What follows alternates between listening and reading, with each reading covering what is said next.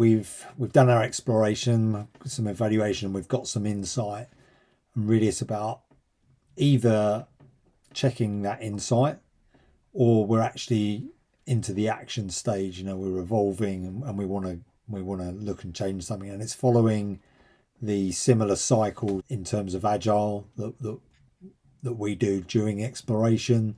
So it's an iterative process, and what we want to do is pick off small parts to do, and we are learning in that. And the reason why you do small bits to test, take action, and then learn from the results is you want to minimize your risk. There's always going to be a risk in any change, and you want to minimize that risk.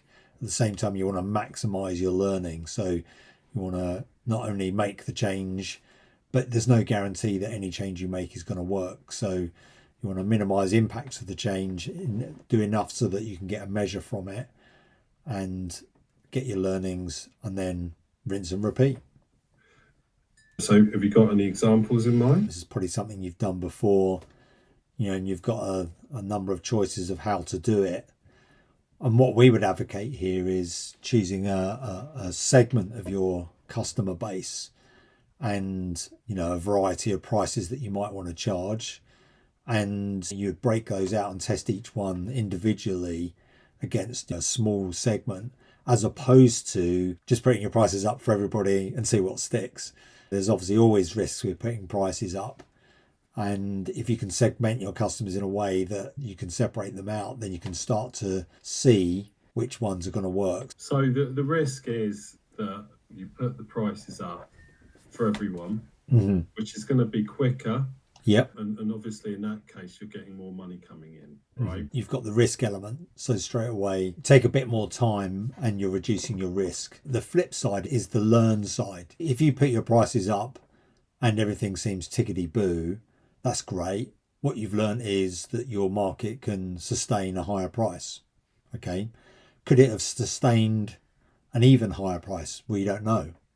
If you're ticketing something, for example, and you increase your prices by £2 a ticket, and there was absolutely no drop off in the number of tickets you were selling, you would go, great.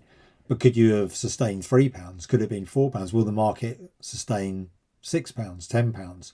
You don't know. The only way you're going to know is you've got to do another £2, and what you keep doing that until you get to the point where people drop off. So yes, it's quicker, but you don't learn as much. With a smaller test and learn, you would look to maybe even make the increment smaller, and certainly a smaller number of customers. Now, you're not affecting your whole customer base. Equally, you might then say, well, it worked for this segment of customers, now try it for these ones. And because you've segmented out and you've got smaller chunks, you're seeing and you're learning whether each of them will sustain it, or what you might find is a small group did move away. So you get to learn a lot more, which of course is great for when, if you want to put prices up again in a year, 2 years' time, you've got a much better starting point for which part of your customer base will sustain that price increase. Yeah, so I think by putting your price up across the board, you might have, by doing that, have changed the makeup of your market, your customer base, and therefore, because you put the price up, you've sort of nudged into a different demographic, perhaps. Is that what you wanted? And by pricing the lower bracket out, did you want to do that? And could you not have both audiences? And is there a medium price point that you could hit that would please everybody and increase your overall base while improving your income? Pricing for markets is way more complicated than this.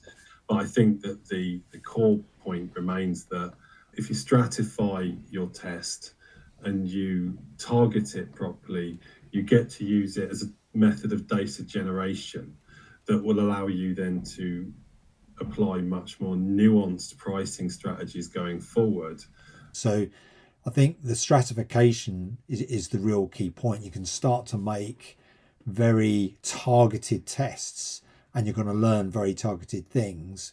And as you say, you start to focus on that and do some analysis around that. And that's going to get you thinking about some of the other risks which might not be so apparent. The vast majority of the things you're saying actually relate less to in this case, the price increases themselves and a certain business strategy, and more about data and information generation and learning from that. So it's not just about testing and learning. What you're actually doing is generating more data about your business and your customers that you would not otherwise have had. And that should be considered gold dust. It should be handled properly, analysed properly and understood properly, both in the context of the test that you're running, i.e. higher prices, but what else have you learned from that? And what can you from what you've learned from that you may be tested on a certain segment, people who like football, right?